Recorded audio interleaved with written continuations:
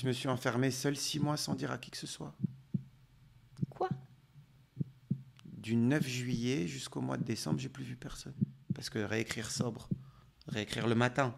Alors qu'avant, tu t'étais habitué, l'apéro, la nuit, Paris. Oui, je suis Serge Gainsbourg. Rien du tout. T'es pas Serge Gainsbourg du tout. J'étais trop malheureux. J'espère que tu comprendras un jour que ce n'était pas contre toi. Je me suis foutu en l'air et je considérais que j'étais veuf. Que, genre, comme notre amour était mort, j'étais veuf. Parce que j'y croyais tellement. Salut Icar, comment tu vas? Très très bien, et toi? Bah On super. se tutoie, on se voit. Ouais, on se tutoie, bien d'accord. sûr. J'espère que tu vas te sentir à l'aise comme à la maison ici. Je me sens mieux qu'à la maison. C'est ton espace dans Boum Boum. Merci de venir. Merci beaucoup À de la m'avoir tienne. reçu. À la tienne. À la tienne. Tu as choisi un thème, tu vas nous le dévoiler dans quelques instants, ce qui fait battre ton cœur. Mais juste avant, on va parler de ton actualité, Icar. Parce qu'il y a un album, Oui. encore un, et encore un, et encore un, ça fait 8. Icar, une tournée dans toute la France. Il y a des Olympias qui sont prévus en mars 2026. Là, je pense que ton cœur, il va faire sacrément boum boum, en vrai. Ben, Là, ça va être un l'Olympia, sacré ouais. délire. C'est C'est toujours- presque complet en plus. Hein. Ouais, il reste quelques places sur celle du 6. C'est les 6 et 7 mars. On avait ouvert le 7 et il s'est rempli très vite. Donc il reste quelques places sur le 6 et c'est bon. C'est génial, t'as hâte et tout, j'imagine. J'ai hâte, ouais, c'est les deuxième et troisième. Je l'avais fait la première fois, tu vois, je l'ai tatoué là parce que bon, l'Olympia c'était un target. Et du coup, après, on a fait Playel, le Zénith de Paris en octobre dernier. Et c'était super, mais je pense que je préfère les théâtres. Ouais. Voilà, être proche des gens. Donc 2 Olympias plutôt qu'un Zénith. Ok, pour avoir cette proximité et ton Oui. nom encore écrit en lettres rouges, c'est mythique, effectivement. Au-delà de cet ego, c'est voir les gens. Voilà, au Zénith, les gens qui étaient loin étaient vraiment loin. Et je joue avec une lumière. Voilà, les gens qui viennent au concert le savent. Je veux les voir, on n'est pas venu me voir. On est venu se retrouver. Je suis venu les voir aussi. Donc il y a une petite lumière on les voit. Ils sont un peu dans l'ombre. Ils sont pas aussi illuminés que la scène parce que bon, il y a quand même un jeu de lumière à faire pour le spectacle. Mais je veux les voir. Je veux voir leurs yeux. Et au Zénith, je ne pouvais plus les voir. Donc rétropédalage sur la jauge et 2 Olympias. Et s'il faut en faire 3, on en fera 3 et 4. Mais à 2000, j'arrive encore à voir se tout le monde. voir. Et avec du partage, évidemment, comme les duos que tu aimes faire. J'ai pas parlé du duo avec Lara Fabian aussi, le 17 octobre, qui Ça arrive. s'appelle... Ouais, c'est là, on y est, Dans mes bras. Là aussi, partager, ça fait partie de ton ADN, encore une fois, hein, d'écrire pour les autres, de travailler, de chanter avec les autres. Il travaille pas tout seul, en fait. Hein. En fait, on ne fait jamais rien seul. On peut s'imaginer des choses seules, mais elles ne viennent dans la réalité et elles ne se matérialisent qu'avec le partage. J'ai mis du temps à comprendre ça, bien 15 années, hein, où j'étais un peu poète maudit, seul chez moi, vivre le soir, travailler seul, écrire seul, aller seul sur scène, chanter seul et un peu trop me regarder. Mais ça, c'est l'expérience qui fait qu'on apprend. Et aujourd'hui, voilà, le confinement m'a vraiment durablement marqué. Ça veut dire que je ne conçois plus de ne pas partager les choses, si bien que cet album solo, après 2 albums de duo, je devais chanter seul ces chansons.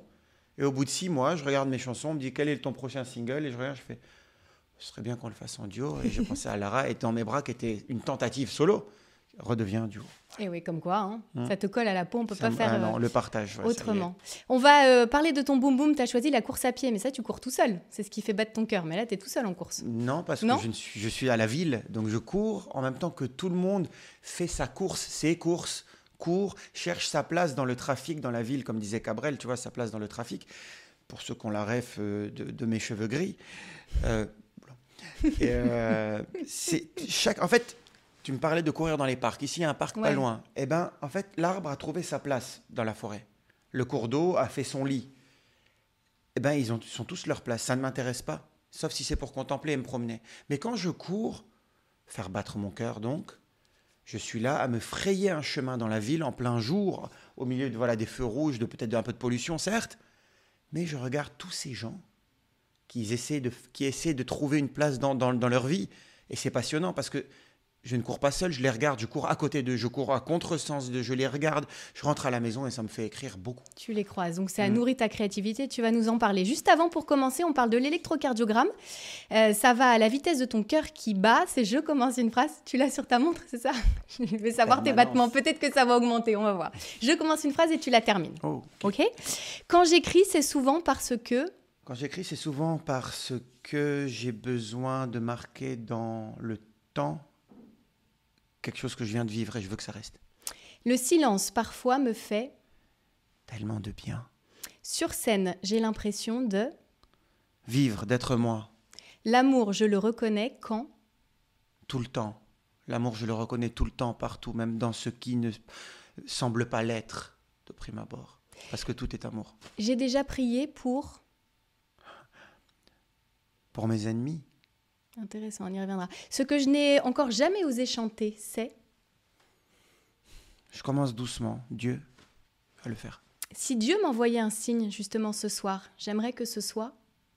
Ce qu'il me propose, je lui fais confiance. Quand mon cœur fait boum boum, c'est souvent à cause de... De tes questions. Eh ben, on va continuer alors, chouette, c'est plutôt bon signe. Ça m'a ému, super, merci. C'est beau, Ouais, c'est beau. j'aime quand on ne donne pas le temps de la penser, il n'y a que le cœur qui peut répondre. Ouais, bah c'est ça. Et notamment, tu t'as dit à mes ennemis. C'est intéressant, ça, de dire ça. Ça veut dire qu'aujourd'hui, tu te dis, je pense pas que forcément aux gens que j'aime, à la facilité. C'est que... Ceux que j'aime ont tout mon cœur d'une manière évidente.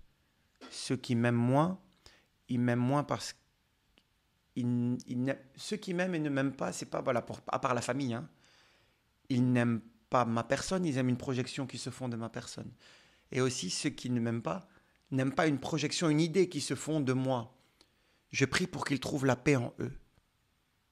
Quand quelqu'un m'insulte, j'ai fait récemment un reel après la course, j'ai fait une petite vidéo en disant, quand quelqu'un t'insulte, il n'insulte jamais que lui-même. Parce que lui, quand quelque chose le dérange, c'est que ça le dérange à l'intérieur de lui, c'est qu'il n'est plus rangé, lui. Donc je prie pour lui. Parce que quand tu es en paix avec toi-même, tu ne peux pas en vouloir à un autre. Tu ne peux pas être en guerre avec un autre. Mais toi, tu le reçois comment? Ça te fait quand même de la peine, toi, ça te touche? Ou c'est une manière de te protéger, de penser comme ça? Non, ça me touche par amour de l'humanité. J'aime même ceux qui sont venus sur Terre exprimer ce qu'on pourrait appeler le mal dans notre jugement de valeur. J'apprends à comprendre, et Dieu seul sait en ce moment qu'on vit des choses où beaucoup de gens font du mal. Mais ils sont venus là pour quelque chose. Ils sont venus là pour quelque chose. Donc rien n'est... Non, on doit apprendre d'eux aussi. Ils sont venus apprendre, on est tous venus apprendre. Si on revient sur ta créativité et sur notre thème de base, qui est donc la course à pied, comment est-ce que tu as compris que c'est en courant que tu créais? Et est-ce que tu as toujours fonctionné comme ça dans ta vie ou c'est nouveau, ça? Non. Quand j'étais petit, j'étais un labrador. C'est-à-dire? Il fallait une balle. Ah oui, ok. Tu jettes une balle, je cours. Okay. J'étais un petit chien. Drôle d'image. Ouais, non, parce que c'est mignon, un labrador, et que j'y songe à avoir un petit labrador. J'étais un golden retriever. Et voilà, moi j'avais besoin, tu me jetais un ballon, quel que soit le sport, hand, foot, n'importe, je cours. Mais il faut un ballon, il faut une carotte. Ok. Et quand j'ai grandi, la vie étudiante m'a éloigné des terrains de jeu, j'ai trouvé d'autres jeux. La nuit, la fête, les filles, d'autres ivresses. Et j'avais oublié le contrat que j'avais avec mon corps, celui du labrador. Celui de bouger, en fait. Celui de bouger, le contrat qu'on a tous les jours avec cette boule d'énergie avec laquelle tu te lèves le matin. Et tu dois en faire quelque chose. Et j'avais ignoré ça jusqu'à ce que ça grandisse comme une maladie à l'intérieur et que ça me mène à des extrémités dangereuses que je ne souhaite à personne. Et une fois que j'ai réalisé que j'avais rompu ce contrat avec mon corps, je suis revenu à la base, au corps. Et je me suis dit, bah, tu sais quoi, la punition, c'est qu'il n'y a plus de balles. Parce que ce n'est pas un jeu. Parce que c'est un devoir, c'est une nécessité pour toi aujourd'hui vitale de te sauver. Donc j'ai commencé à courir. Et je détestais ça. Je détestais ça. Et jusqu'aujourd'hui, quand je cours les 2 premiers kilomètres, mon corps me déteste. Il s'essouffle, il fait semblant, il est paresseux. Puis après intervient l'intellect. Il regarde les autres en terrasse. Mais qu'est-ce que tu nous infliges? Tout le monde est en train de kiffer, tu es là en train de courir seul comme un con. Et vient le 3e, l'esprit, qui dit taisez-vous tous les deux, c'est moi qui décide. Et il sait ce qu'il y a de bien pour moi. Ni mon corps, ni mon mental qui me joue des tours, l'esprit au-dessus. Et donc aujourd'hui, c'est ça qui me libère, c'est ça qui me rapproche de la divinité, qui me rapproche des autres. C'est une méditation tout en mouvement. Je ne peux pas rester assis en tailleur et les mains en haut, quoi. J'ai besoin de courir pour trouver cet état-là de transcendantal. Et pourquoi tu l'associes forcément au travail? Tu ne cours que pour travailler? Parce qu'on a presque l'impression que tu l'incarnes tellement que c'est un besoin vital pour ta personne. Mais pourquoi tu l'associes vraiment à la créativité, au fait de travailler, d'écrire, de penser des chansons, des textes, des mélodies? J'avais pas compris parce que j'appelle pas ça travailler. Écrire des mélodies et des chansons, c'est pas travailler. C'est un travail, mais ce n'est pas travailler. C'est une activité que je fais et j'arrive, grâce au Seigneur, à en vivre. Aujourd'hui, ce n'a pas toujours été le cas, et ça ne fait pas longtemps. Mais c'est pas un travail. C'est du boulot, c'est pas un travail. Parce que tu vois, je me disais, est-ce que Icare, il travaille chez lui, il est posé, il prend un papier et un crayon, et puis il pense à ses textes, il pense à ses mélodies, puis quand tu as choisi ce thème, je me suis dit peut-être qu'en fait, tu sais, il y a des gens qui arrivent à être productifs qu'en mouvement. Je me suis dit, est-ce que c'est ça qu'il va chercher? Parce que là, les idées lui viennent et que d'un coup, comme tu le disais en début de ce podcast, tu croises des visages, tu croises des regards, tu vois des intentions, tu vois des moments de vie. Et que ça te nourrit pour après nous parler à nous dans les textes et dans ce que tu veux faire passer. C'est là que tu absorbes. C'est là que tu absorbes. Tu mets des années parfois à sédimenter quelque chose et ça met 10 minutes à sortir de ta main. Mais tu ne viens pas de l'écrire. En fait, tu as mis ta vie à écrire cette chanson. Et oui, c'est aujourd'hui le modus operandi que j'ai trouvé. C'est très Macron, modus operandi. Et c'est un peu la manière que j'ai. Ton truc à toi, quoi. Ouais, c'est mon truc à moi aujourd'hui. Courir, regarder les gens, rentrer chez moi et ne pas me forcer. Ne pas me forcer. Si t'as rien à dire, ne dis rien. Voilà, là, il y a eu 8 albums, il y en a eu 3 en 4 ans, même pas. Il y a 3 ans que je tourne. Là, si t'as plus rien à dire, dis rien. En fait, c'est que j'avais beaucoup de choses à raconter après ces expériences. Et le jour où t'as plus rien à dire, ne te force pas. Cours, absorbe, vis des choses. Parce que j'ai vu une interview de Lauryn Hill dans les années 2000 qui était dingue. Et elle disait, on passe du studio, on écrit des chansons à la scène, au studio, à la scène, au studio, à la scène. Mais la musique est une manifestation d'une expérience. Si tu ne vis rien, qu'est-ce que tu vas raconter aux gens à part tu deviens toi-même spectateur. Donc tu fantasmes une vie que tu aimerais vivre et tu fais de mauvaises chansons, ou en tout cas des chansons qui ne vont pas toucher les gens. C'est pour ça que là, cet album, je l'appelle Icare, parce que je sais qu'il y a une boucle bouclée sur ce nom. Je ne vais pas changer de nom forcément parce que c'est trop tard, mais je suis arrivé au bout d'un cycle. Je ne sais pas ce que je vais faire après. Mais c'est ce que je vais dire, après, il y a quoi alors du coup? Je sais pas, mais j'ai pas envie d'écrire de chansons. J'ai écrit un livre, je suis en train d'écrire des choses qui pourraient être plus proches d'un autre livre que de chansons. Si quelqu'un me demande une chanson comme certains artistes le font, je me penche sur eux et là, c'est réalisable. Mais moi, de ce que j'ai à dire en mon nom, je pense que l'essentiel a été dit là. Il faudrait que je vive d'autres choses. Et tu vas te laisser porter, tu verras. Tu parlais de la méditation aussi. Est-ce que c'est pas trop intime de te demander quand tu médites à quoi tu penses? C'est quand je cours. Moi, je peux pas rester assis. Et à quoi tu penses? Justement, on va inventer un mot. Tu dépenses. Tu te dépenses et tu dépenses. Tu ne penses pas. Il n'y a rien qui relève de cet endroit de ton corps. Mais c'est dur de débrancher son cerveau, moi, je trouve. Perso, j'y arrive pas, tu vois. C'est dur aussi de courir 10 km tous les jours. Donc, du coup, il y a ce truc que tu fais. C'est dur de le faire, de courir. Mais au bout de 40 minutes, tu débranches. Que tu veuilles ou pas. C'est physiologique. Ton cerveau t'envoie des choses, c'est fini. Tu n'es plus là, tu cours. Tu as un pied devant l'autre. Tu cours, tu regardes le ciel, il n'a même plus la même couleur que là, bleu avec des nuages. Tout change de couleur. À 45 minutes, tu as une décharge, c'est plus beau que toutes les drogues. Et tu n'as plus envie de t'arrêter. Et c'est formidable. J'ai envie d'aller courir. Oui, ça donne envie à tous ceux qui nous... T'as déjà les baskets, à tous ceux qui nous écoutent, ça donne envie de vivre l'expérience. Parce que pour moi, au contraire, je me dis, si on va courir, on refait un peu des choses qu'on a vécues dans sa vie, des problèmes auxquels on doit faire face. C'est le début, ça. Tu vois? C'est au début, c'est les premiers kilomètres. Et ils sont les plus durs. Pour ça qu'il y a ce côté montagne. Et derrière, après, tu dévales, c'est fini. Quand j'arrive, je vous dis, à chaque fois, je cours tous les jours. Les 3 kilomètres, c'est un enfer. C'est un enfer. Et je le fais tout le temps. Et je dis, te fous pas de ma gueule, on le fait tous les jours. Arrête de faire semblant d'être essoufflé. Arrête de mentir. Il ment, il veut pas. Il veut pas. Et l'inspiration, elle vient d'où après? Parce que méditation, on peut dire aussi spiritualité. Est-ce que tu l'associes aussi, tu vois? Honnêtement, c'est indissociable. Tout est indissociable de la spiritualité pour moi. Tout. Quand est-ce que tu l'as compris, ça? Je pense qu'on le sait depuis le début. Je pense juste que on n'avait pas vu la porte parce qu'elle était blanche comme le mur. Mais elle était là depuis le début, la porte. Et un jour, tu as la maturité de te dire que il y avait une poignée là. Et toi, tu sais quand est-ce que tu l'as vu, cette poignée, vraiment? Ouais. Oui, mais je garde pour moi. Ouais. Et je vois que ça te touche même là. Bien sûr, parce que c'est un miracle. Qu'est-ce que ça a changé? Si tu gardes ce moment pour toi, intime, ce que je comprends, mais qu'est-ce que ça a changé dans ta vie le jour où tu l'as vu, cette poignée? Qu'il était l'heure d'aller le dire aux autres.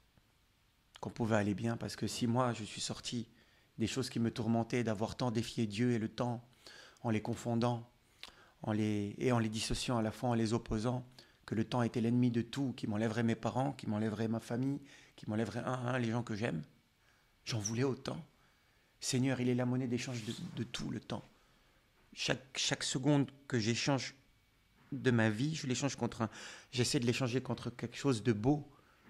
C'est ça Dieu aussi. Parce que tu veux dire que tu as perdu du temps, c'est ça, dans ta vie, où tu es passé à côté de choses? C'était pas un tronc sur mon chemin, c'était pas des chemins de travers, c'était mon chemin. J'aurais jamais vu la poignée sur la porte blanche sinon. Jamais. Mais depuis que c'est là maintenant, pourquoi j'ai fait cet album, pourquoi j'ai fait ces 3 albums d'affilée?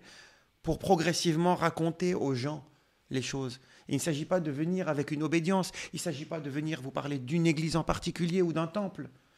Il s'agit de vous parler de vous. Il s'agit de parler des gens. Parce que je vois beaucoup de gens, et de plus en plus, qui étaient aussi dans mon cas, dans une espèce de forme de désespérance, d'attente, de défi. On est dans la matière, on ne vit rien de plus que dans la matière et dans une virtualité à laquelle on croit. Et on me dit que cette vapeur qu'on considère être Dieu n'existe pas. Tu crois au Wi-Fi, non?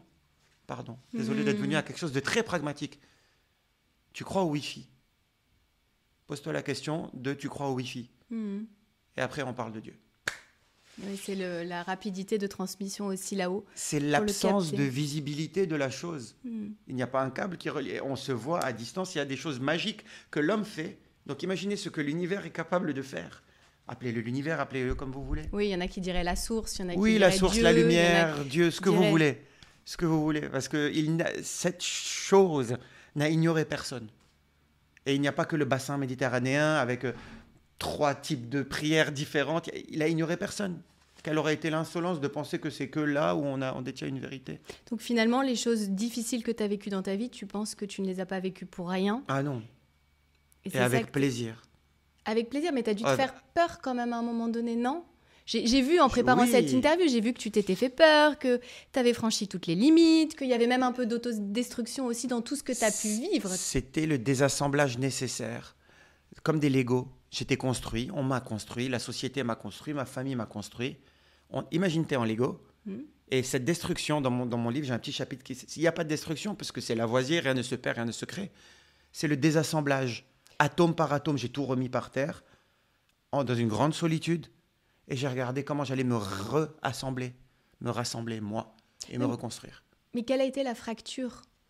Parce que si tu es parti à la base petit sur ton enfance, est-ce que tu étais déjà, si je prends ta métaphore, assemblé? Qu'est-ce qui a fait que ça s'est désassemblé et que tu as eu cette vie où tu es allé dans les excès. Les excès, voilà. Qu'est-ce que tu es allé chercher? Aujourd'hui, tu l'as analysé, forcément, tu le sais. Tu vois, dans la Bible, on parle de Jacob qui a défié Dieu un soir. Ils se sont tapés jusqu'au matin. C'est métaphorique. Eh bien, c'est la même. J'ai essayé de comprendre, j'ai essayé de m'instruire, je suis allé regarder ce qui était minéral, la science, la physique, l'astrophysique, l'immensément grand. On peut parler des heures d'astrophysique parce que je ne croyais plus qu'en ça. À un moment donné, avant d'être animal, on était de l'ordre du minéral. Et quand tu regardes aujourd'hui, quand tu as des carences, j'en parlais avant-hier, tu prends du fer. Tu es une poussière d'étoiles, tu es tout ça. C'est complètement abstrait ce que je raconte parce que c'est ce vers quoi je suis allé des nuits entières à étudier, à aller dans des excès, à repousser, à me battre, jusqu'à se me rendre compte que il n'y avait rien de l'extérieur qui puisse répondre à ce que j'attendais mieux que ce que j'allais trouver à l'intérieur de moi. Tout est à l'intérieur de nous, même la porte.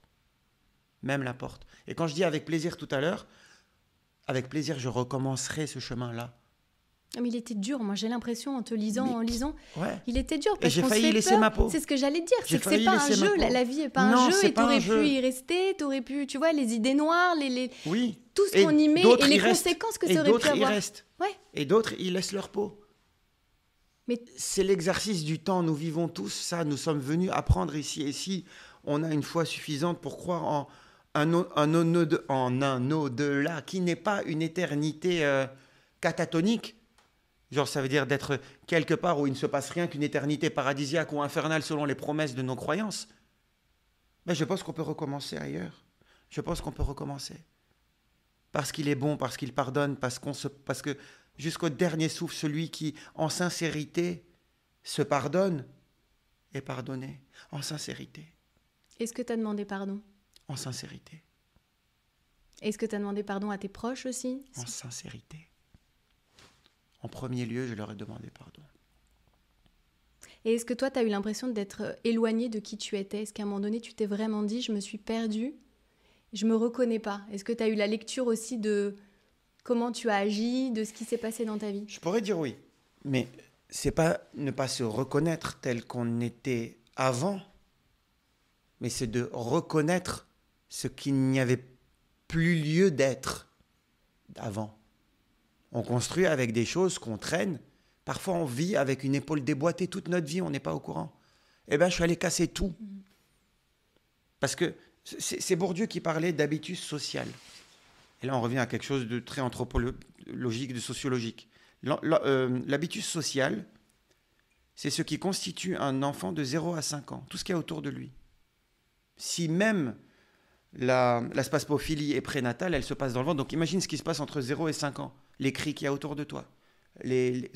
Comment on t'apprend à te comporter. Le bruit. Comment on t'apprend à même marcher. Est-ce que ça se fait dans la douceur? Debout, tiens-toi, non, droit. Et ça, tu le sédimentes après les 5 premières années inconscientes de ta vie dont tu n'as pas de souvenir. Tu les sédimentes. Donc même ça, c'est à casser.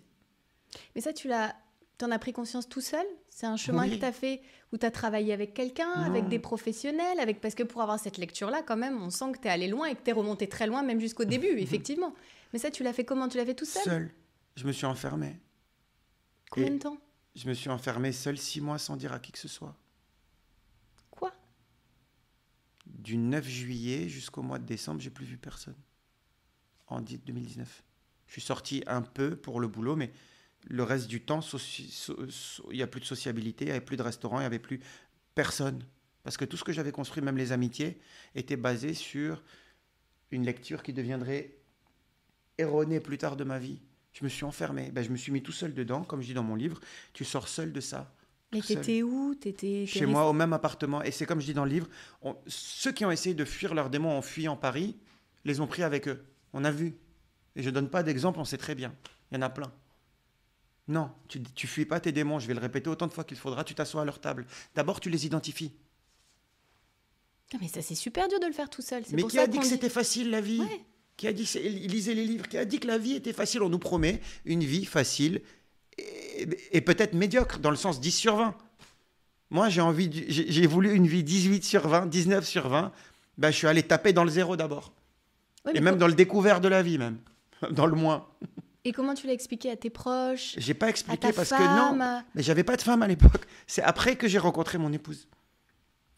Donc c'était comme un reset en fait. Oui, t'as fait une exactement. Sorte de reset. C'est le mot, c'est l'anglicisme le plus proche de ce qui s'est passé. Revenir à zéro. J'ai juste fait quelque chose, c'est pas quitter l'appart où j'étais. Et pas changer de numéro. Parce que changer de numéro, c'est fuir. Fuir les copains qui t'appellent la nuit pour sortir. J'ai pas changé de numéro. J'ai appris à dire non, seul.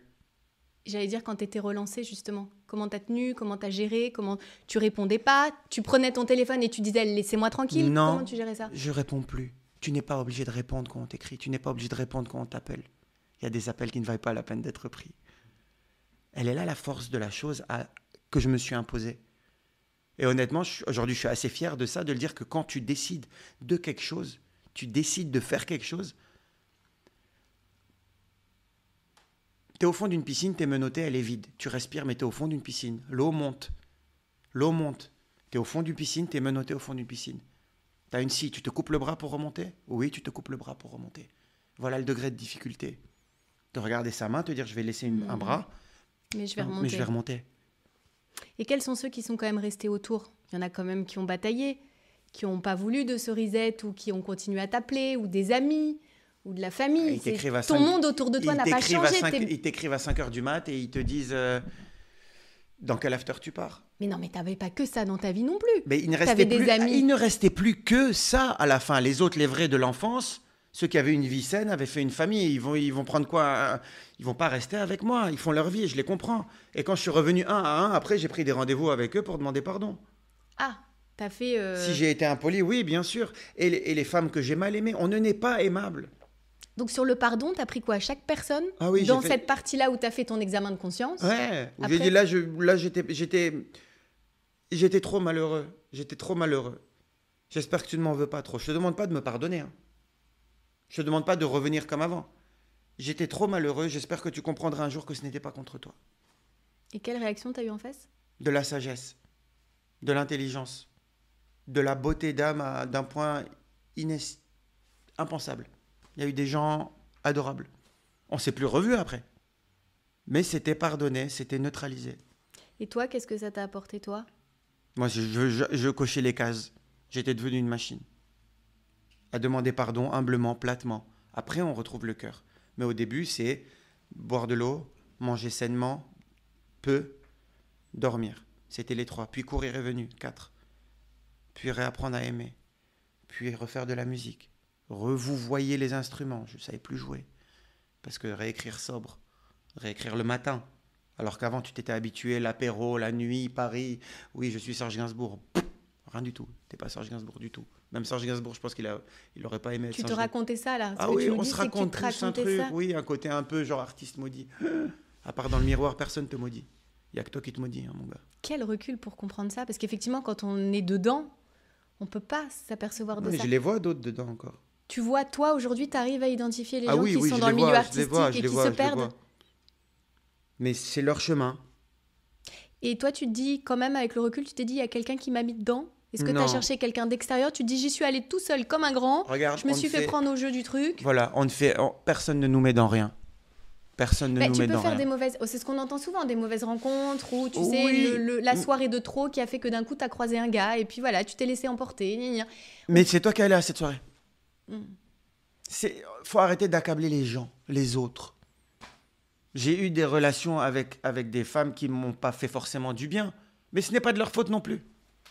Parce qu'elles ont leur bagage aussi. Elles ont leur habitus social de 0 à 5 ans qu'elles essaient de combler. Chacun essaie de combler quelque chose. C'est Jacques Brel qui disait de 0 à 17 ans, on est un enfant, on identifie la nature de nos rêves, et de 17 à la fin, on essaie de réaliser l'enfance. On est oublié même qu'on était un enfant. Il est là le paradoxe. C'est l'anti-petit prince de Saint-Exupéry qu'on vit là dans la matière. Aujourd'hui, j'ai retrouvé le petit prince de Saint-Exupéry. J'ai 8 ans pour toujours. Et ça change la vie, évidemment, parce qu'il y a plein de gens qui refusent justement d'aller voir tout ce début de vie. Qui disent non, moi je travaille pas sur moi, non, ça y est, je suis construit, non, je suis adulte, non, je sais. On est 8 milliards, il y a 8 milliards de trajectoires, il y a 8 milliards de manières de taper dans un ballon, il y a 8 milliards de démarches. Et c'est beau. Et comment on sait qu'on est heureux alors, selon toi? Et qu'on est sur la bonne voie? Quand on se suffit. Quand on se suffit dans le monde dans lequel on vit étrangement chaotique. Quand on arrive à être en paix, là, maintenant, au moment où on parle, où il y a des gens qui meurent, il y a des gens affamés, il y a des gens qui souffrent, partout sur Terre, que tu arrives à trouver une paix qui ne te déchire pas, que tu as la foi de te dire que tout ce que nous vivons là j'ai 40 ans, c'est même pas le temps d'un souffle, d'une ponctuation dans l'histoire de notre humanité. Il faut avoir ce recul-là aussi. Il y a eu des atrocités bien plus atroces que ce que nous vivons. Nous vivons des choses atroces. Mais il faut avoir ce recul et d'avoir la capacité de discerner ce sur quoi nous sommes capables d'agir. C'est-à-dire nous, l'autre, toi, aujourd'hui, qu'est-ce que je peux faire là, à la longueur d'un bras? Et d'avoir rencontré aussi peut-être quelqu'un qui partage ta vie et qui, tu l'as dit tout à l'heure, que tu as rencontré aujourd'hui ta femme après ce fameux reset. Ça change aussi la vie de tomber sur les bonnes personnes aussi. Parce que tu étais prêt, en fait. Voilà, les gens ne sont pas des béquilles. Elle marche debout toute seule, je marche debout tout seul. On marche l'un à côté de l'autre avec une vision commune. Et on est en paix. Et on n'est pas là dépendant affectivement ou passionnément de quelqu'un ou lui faire vivre la misère parce qu'on est jaloux, parce qu'on n'a pas confiance en soi. Genre... Je sens que ça, c'est du vécu. Mais oui, mais on est tous... cet amour on vit une adolescence qui s'éternise parfois. Tu sais, quand tu n'as pas confiance en toi, oui, mais toi, tu t'es... Non. Regarde, si tu aimes un autre, dis-le-moi. Ça va me rendre triste. Et après, on passe à autre chose. Ah bah là, c'est plus que de la sérénité. Si ta femme vient te voir et qu'elle te dit « j'en aime un autre et je m'en vais », qu'est-ce que tu vas faire? Tu vas souffrir. Mais tu vas avoir l'humilité de comprendre que d'une manière ou d'une autre, ça va aller. Ah mais t'es attaché, oui, tu ressens, bien sûr. Tu t'es en connexion, t'as construit une vie avec ta femme. Mais je l'aime suffisamment pour qu'elle soit heureuse sans moi. Tu lui as déjà dit ça? Elle le sait. Et l'inverse est... Vrai, elle partage la même position que toi sur ces questions-là Je pense qu'on souffrirait l'un et l'autre de cette séparation tellement on s'aime d'une manière saine.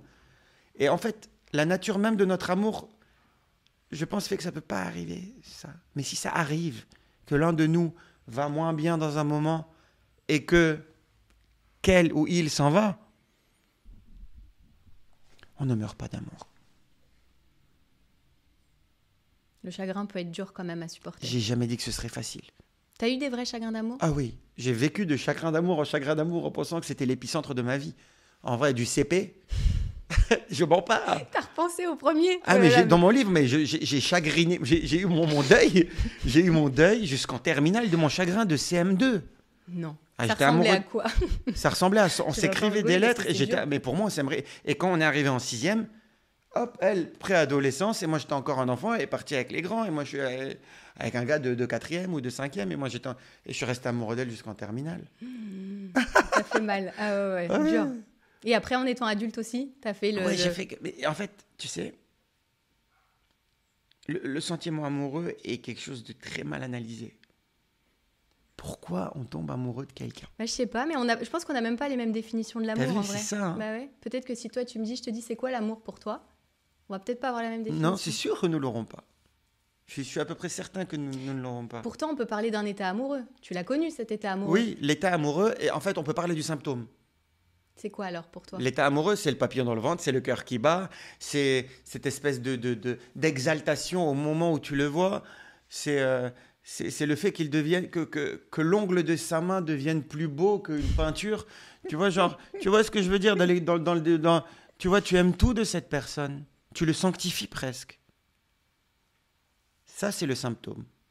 L'origine, c'est autre chose. Pourquoi on tombe amoureux est une chose, et là, nous pouvons différer là-dessus. Mais quand on est dans cet état-là, nous nous accordons tous avec ce sourire-là de constater que l'ongle d'une main peut nous fasciner, oui. Et après, ça passe.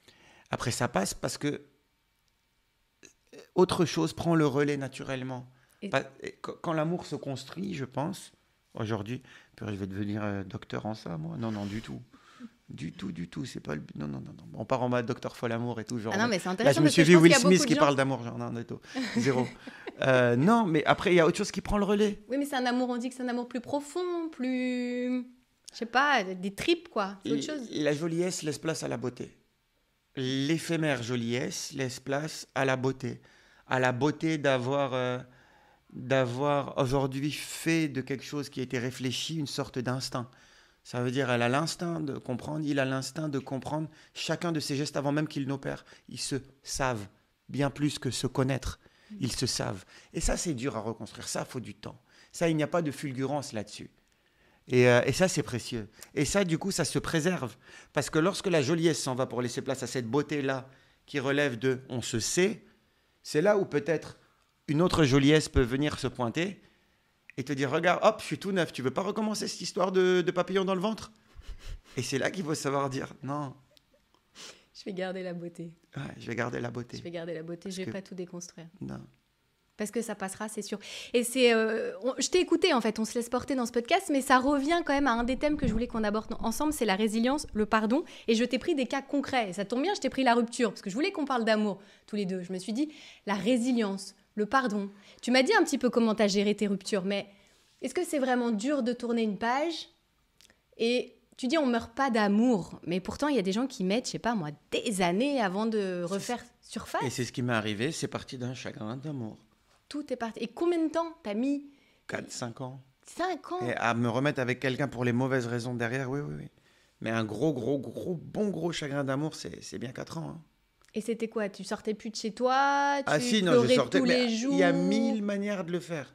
Soit tu t'anesthésies, tu sors au contraire avec le bruit pour tuer le silence que tu ne peux pas accepter, ou alors tu veux être en silence et tu vois plus personne et tu laisses tout pousser. Et ça dépend, chacun a sa manière de le faire, son deuil. Mais il y a un deuil. On ne fait pas l'économie d'un deuil. Toi, tu l'as fait comment ? T'étais quelle version à sortir, je me suis foutu en l'air. Je me suis foutu en l'air et je considérais que j'étais veuf. Que genre, comme notre amour était mort, j'étais veuf. Parce que j'y croyais tellement. C'est elle qui est partie. Ah ouais, non, oui, c'est elle qui est partie, mais elle a abattu la bête malade. Je lui ai laissé le mauvais rôle. Il faut avoir le recul aussi de ça. C'est-à-dire, tu lui as laissé le mauvais rôle. Quand une relation est morte, Il y en a un qui a le courage de s'en aller avant l'autre. Et on lui met tout sur le dos, le pauvre. Ah, tu m'as laissé. Non, tu nous as laissé, on s'est laissé. Après 50 vies communes, l'un ne quitte pas l'autre, on se laisse. On s'est laissé tomber l'un l'autre. Il y en a forcément à un moment donné un qui flanche. Ben, c'est là que... Mais c'est ça, se battre aussi. Ouais. C'est quand il y en a un qui flanche et qui veut partir, que l'autre peut mettre un peu toutes ses armes dans la bataille pour dire non, on va s'en sortir. Il faut mettre les bonnes armes. Et toi, tu n'avais pas mis les bonnes. Mais je les avais pas, surtout. Et c'est quoi, les bonnes, pour ceux qui nous écoutent? Les armes. C'est d'être toi déjà stable, toi déjà fiable, respecté et respectable, digne de l'autre, à l'écoute tout le temps. Je pense qu'on perd tellement patience, tout le monde est devenu ADHD, on veut scroller vite, alors que c'est de l'écoute. C'est passer son temps à écouter l'autre, mais avec amour. Il n'y a que l'amour qui te permet d'écouter inlassablement quelqu'un qui répète la même chose autant de fois qu'il le faut. Mais c'est ce qui a fait défaut dans cette relation? Oui, mais c'était de l'immaturité aussi, j'avais pas compris. Et elle est partie, on est parti. Tu vois, cette personne te dira même pas qu'elle m'a quitté. Cette personne dira on s'est quitté. Et toi aussi tu m'as quitté parce que tu as préféré ça. Et ça continuera. Et je l'accepte. Je l'accepte complètement aujourd'hui. Tu as mis du temps à l'accepter, mais ça y est. Mais il faut, oui. Il faut avancer. Autre cas concret, le deuil, quand on perd quelqu'un de sa famille, un proche. Tout à l'heure, tu en as parlé un petit peu. On sent le rapport au temps qui t'angoisse et qui est compliqué. Comment on fait preuve de résilience quand on doit dire adieu à quelqu'un de sa famille qu'on aime et qui nous a quittés? Les livres, en tout cas de ceux que je connais, les trois de la Méditerranée, que ce soit l'Ancien Testament, le Nouveau et le Coran, mettent presque entre 1 mois et 40 jours de deuil. Et c'est un point commun dans les 3 livres. C'est pas pour rien. On a besoin de ce temps de recueillement pour... Quand on perd quelqu'un, la mort, la disparition, le départ, déjà la mort, c'est un mot tellement... disparition non plus. Dans le premier livre, ils disent qu'il a quitté notre monde. C'est plus joli, parce qu'il y a autre chose. Faut qu'on accepte ici-bas. Faut qu'on accepte. Et pour accepter, remettre en question notre propre existence et notre trajectoire à nous-mêmes. Donc il faut ce temps-là. Je pense, les gens se réunissent, que ce soit dans des maisons, en famille ou dans des temples, pour juste s'asseoir et se recueillir. Regarde ce mot, décompose-le. Se recueillir. Arriver à s'extraire de la branche soi-même. Se cueillir. Et peut-être se laisser surprendre par ce qu'on peut apprendre d'un deuil. Et comment on gère le manque? Comment toi tu l'as géré? Parce qu'on fait tous face à des disparitions. Ça fait partie de la vie. Et c'est la vie après la vie. Même si je t'écoute, il y a une vie après la vie. Par la mémoire. Par le souvenir. Par cette chose incroyable qu'est notre disque dur. Par se remémorer les bons moments. Oui, parce que quand quelqu'un s'en va, c'est comme avec... Regardez, je vais revenir à quelque chose de... Dans mon livre, je parle de l'homme de Nazareth, de Jésus. Et le Christ. Voilà. On retient sa fin. On le retient sur une croix. On retient le martyr. Il a porté sa croix. Il a porté sa croix et il s'est sacrifié. Et on retient ce message-là du sacrifice absolu pour l'humanité. Qu'en est-il de se souvenir de tout ce qu'il a dit avant? Évangélisé ou pas? Et c'est la même chose pour chacun d'entre nous. Je ne veux pas me souvenir de quelqu'un malade. Je ne veux pas me souvenir... C'est réduire l'existence de quelqu'un à sa fin, à sa potence finalement. Non, moi je veux me souvenir de son message d'amour, je veux me souvenir des moments où on a ri. Et il sert à ça le deuil. On honore. On honore. Purée, tu te souviens, qu'est-ce qu'il était con, ce qu'il m'avait fait, mon pote. On s'est retrouvés dans des deuils, à avoir perdu un pote à un accident de voiture, j'en ai perdu malheureusement beaucoup sur la route. On se rappelle les conneries. On rigole en repensant aux conneries. Et c'est ça qui reste à la fin. Et quand je repense à un endroit où on aimait manger, ou à qu'est-ce qu'il aimait, elle est là l'éternité finalement. Comment on fait son deuil? En essayant de faire de la tristesse une nostalgie. Et ça a besoin de temps. Le moment où il y a de la tristesse, ça devient de la nostalgie. La nostalgie, c'est la tristesse plus le sourire. Mais c'est quand même notre cerveau qui nous permet de commander ça, parce qu'au début, il y a la première phase qui est le choc. Ah oui, il y a le choc, la sidération. Le choc quand t'apprends que t'as un copain qui meurt dans un accident de voiture. T'as le déni, tu veux pas, évidemment.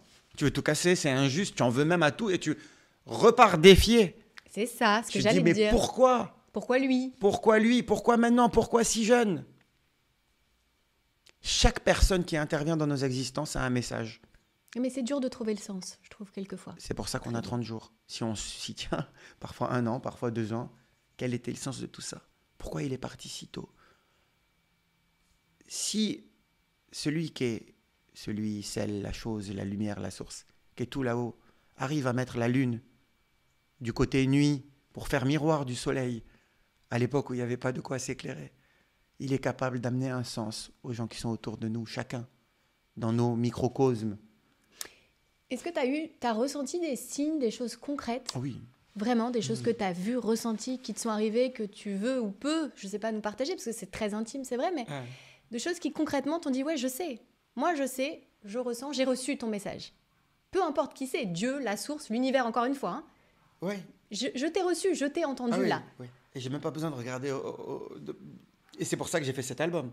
Et certains me disent, il y a trop d'elle, trop d'anges, trop de Dieu dans ton dernier album, les 5 premières chansons. Mais qu'est-ce qui t'est arrivé à toi? Je peux pas dire. Je peux pas dire. Pour le coup, je peux pas dire. Mais je ne fais qu'en parler sans le dire. Sur scène, j'en parle tout le temps. J'en parle tout le temps, mais j'ai pas à le dire. C'est bien sûr personnel. C'est intimement universel. Et fort, on sent. Moi, je le sens. Ça m'arrive jusqu'à moi. C'est pour te dire. Ça traverse là de toi à moi. Et je sens même l'émotion que tu Parce que c'est de la joie. Transmets. C'est de la joie. C'est de la joie. Si on prend le dernier cas que j'avais prévu pour toi, exemple, c'est l'échec professionnel, ton rapport à l'échec. Comment on fait? Est-ce qu'on a de la résilience par rapport à l'échec? Est-ce qu'on l'accepte, l'échec? Est-ce qu'on le vit mal? Est-ce qu'on se dit là aussi, il fait partie de la vie, c'est normal, je tombe professionnellement, ça marche pas, ça arrive, je me relève et je lui fais confiance aussi là-haut, ou je me fais confiance aussi. Il faut bien des hivers pour apprécier l'été. Donc ça fait partie. Complètement. Il ne peut pas y avoir de choses linéaires. Quelle que soit l'activité, quel que soit le secteur dans lequel on s'engage avec notre cœur, on peut échouer. Mais nous, on appelle ça un échec. On a un arrêt, on appelle ça un échec, un mur.